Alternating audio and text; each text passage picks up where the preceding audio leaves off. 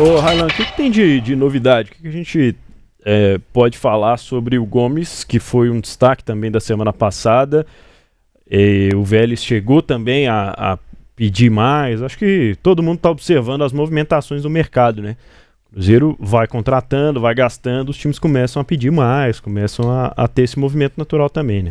É isso, o Cruzeiro tinha primeiro um acordo ali com o Vélez, né? A gente lembra ali naquela missa de aniversário do Cruzeiro, o Pedrinho, logo após a celebração ali, ele, em entrevista com os jornalistas, né, disse que tinha expectativa de fechar com o zagueiro, até revelou, né, que esse zagueiro argentino, no caso o próprio Valentim, entre o dia do aniversário do Cruzeiro, dia 2 de janeiro, até o dia 3, o fim da manhã. Porém, o Vélez fez uma nova pedida, o Cruzeiro também precisou aumentar um pouquinho ali a proposta pelo Valentim, e aí esse acordo agora para o Valentim, cerca de 10 milhões de dólares, cerca de 61 milhões de reais, para poder contar com esse atleta de 21 anos, Cruzeiro que vai adquirir 90% do passe dele. Então, assim, essa negociação no fim de semana, ela se intensificou novamente. Cruzeiro está apalavrado com o Vélez já, o jogador tem o desejo de jogar aqui no Brasil, então a expectativa é de que até quarta-feira esse negócio possa ser concluído e o Valentim se tornar mais uma opção ali na zaga do Cruzeiro. Matheus falava ali da reformulação do sistema defensivo, a gente lembra que o Djalma também, né, o Cruzeiro comprou os direitos do Djalma junto ao Argentino Júnior, mas o Cruzeiro vai passar por uma reformulação. O zagueiro Zé Ivaldo, que foi titular ali durante alguns jogos na temporada, né, chegou a perder espaço ali na reta final, em que a gente teve uma zaga formada pelo João Marcelo e o Djalma. O Zé Ivaldo, ele tem um acordo já feito com o Santos, vai ser emprestado pelo Cruzeiro por uma temporada, e aí o Santos vai ter a obrigatoriedade de compra do passe do Zé Ivaldo, caso ele atinja algumas metas ali no Clube Paulista. A negociação ainda não foi comunicada pelo Cruzeiro nem pelo Santos, mas nas redes sociais o Zé Ivaldo já começou a compartilhar aquelas mensagens de despedida, né, que um colega manda para o outro. Obrigado, Zé Ivaldo, vai fazer falta. Então, tudo certo entre Cruzeiro e Santos. Zé Ivaldo deixando e o sistema defensivo do Cruzeiro passando por essa reformulação. Saída de Zé Ivaldo e chegada dessa zaga aí, Fabrício Bruno e Valentim Gomes, a zaga de 100 milhões de reais. Pouca coisa, hein? 100 milhões de reais. E talvez essas duas contratações em relação à zaga sejam as duas últimas em termos de time titular do Cruzeiro, né? Eu acho que Fernando Diniz, a partir daí, vai estar muito bem servido. E a gente tentando esmiuçar um provável Cruzeiro para essa temporada, viu, Pedro? Cássio no gol, uma linha de defesa com William, Gomes, Fabrício Bruno e na esquerda o Marlon. Aí no meio de campo, imaginando que o Diniz vai jogar num 4-2-3-1, né? 2 volantes, podendo ser o Wallace e também o Matheus Henrique. Matheus Henrique, acredito, titular absoluto hoje pela temporada 2024 que fez. Ou, se o Wallace não conseguir manter a boa fase, vai depender muito de como o jogador vai estar fisicamente, o Christian entra como uma opção de primeiro volante ou até mesmo o Lucas Romero.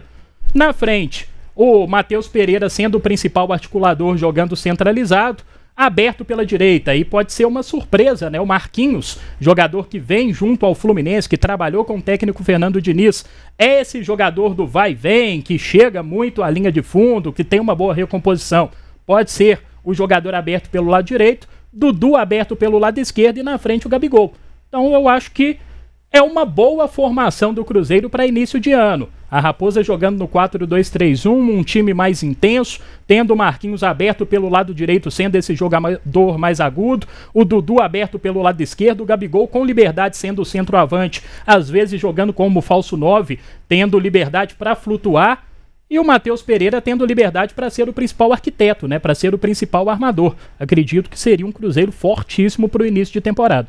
5h57, quero te ouvir, Léo. Primeiro sobre essa zaga aí, 100 milhões. Você já falou do Fabrício Bruno, mas o Cruzeiro gastando alto também para reforçar o sistema de defesa. E sobre esse time que o Matheus montou aí, o Matheus Diniz. Olha, o rapaz da Argentina eu não conheço. Se eu falar que eu vi jogar, eu vou estar sendo um tremendo de um mentiroso. Mas todo mundo falou que foi um destaque lá. E o Vélez, né, caprichou na pedida aí, 10 milhões de dólares. Você que é um zagueiro alto, né? Novo, de 21 anos, enfim. vamos aguardar e ver como ele vai se comportar aqui no futebol brasileiro. Mas se ele vier, certamente, por esses valores aí, está vindo também para ser titular e deve ter ali, inclusive, a aprovação do técnico Fernando Diniz. Então, os dois seriam titulares, e assim como o Dudu e o Gabriel Barbosa no ataque do Cruzeiro. Aí, no meio de campo, eu vou discordar do Matheus, porque eu observo muito a característica que gosta o técnico Fernando Diniz. Então, pelo que eu conheço do trabalho dele, ao longo dos anos, o Lucas Romero seria o seu volante titular, por ser um volante rápido, né, e capaz também de funcionar como zagueiro, assim como é o próprio Wallace, e ao lado do Matheus Henrique e do Matheus Pereira. O Marquinhos, ele foi titular com o Fernando Diniz ano passado, principalmente no início do Campeonato Brasileiro. Fez bons jogos. Inclusive, ele fez um bom jogo contra o Atlético naquela partida em que Fluminense e Atlético empataram por 2-2 lá em Cariacica, e a jogada do primeiro gol foi dele. Mas, no final, assim, ele perdeu a condição de titular, já com o Mano Menezes sendo treinador. Não sei. Aí, hoje eu viria um Cruzeiro assim, talvez jogando mais até num 4-4-2, sei lá, mas, sabe... Pode ser até uma possibilidade, né, Lélio? Jogar com 4 meio-campistas e 2 atacantes, porque aí você daria até mais liberdade pro Dudu e pro Gabigol.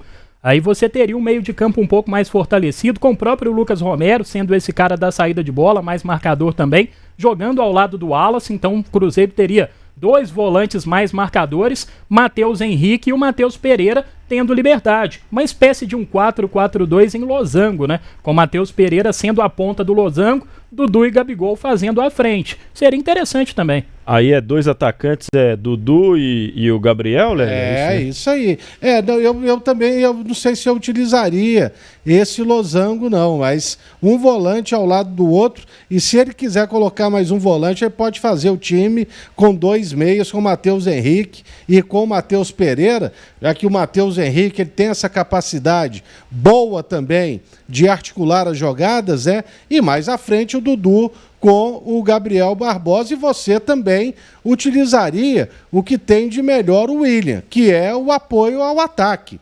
Você liberaria esse jogador para estar sempre muito presente na parte ofensiva. E lembrando que o Diniz também, e houve um problema de adaptação ao esquema, que ele gosta que os laterais construam muito por dentro. Por dentro. Eles funcionam basicamente como meias. Então, a gente tem que saber e ver na prática como vai funcionar agora. Uma coisa é certa, né? Se o Cruzeiro, ano passado, terminou tendo que utilizar os jovens jogadores, isso já não vai acontecer, porque vieram também outros jogadores que serão opções importantes. Por exemplo, o Matheus Pereira, a gente sempre falou que ele não tinha um reserva. Hoje ele vai ter, não é um jogador do mesmo nível, mas tecnicamente é muito superior, por exemplo, ao Matheus Vital, no caso que eu estou falando do Eduardo, que até terminou muito mal a temporada passada pelo Botafogo, mas eu já elogiei muito o Eduardo, achei uma boa contratação no Cruzeiro. E no ataque precisa nem falar, né? Porque se você estava dependendo do Kenji e do Tevez, hoje você não vai depender de outros jogadores. E a gente nem citou o Caio Jorge aqui, que terminou o ano fazendo gols, né? Pode aparecer nessa brincadeira aí também com o Bolassi, né? Não para ser titular, tem o Rodriguinho, mas... pô. O próprio Rodriguinho também é uma opção, né? Verdade. Já temos muitas escalações do Cruzeiro aqui no YouTube, ó. Mais de 300 likes, hein? Mais de 300 likes, hein? Vocês estão de parabéns hoje aqui no YouTube. O Frankenstein Azul. Deixa eu ver a escalação dele aqui. O que tá aparecendo de diferente? Já colocou o Kaique na esquerda. Romero, Matheus Henrique, Matheus Pereira e Eduardo, Dudu e Gabi.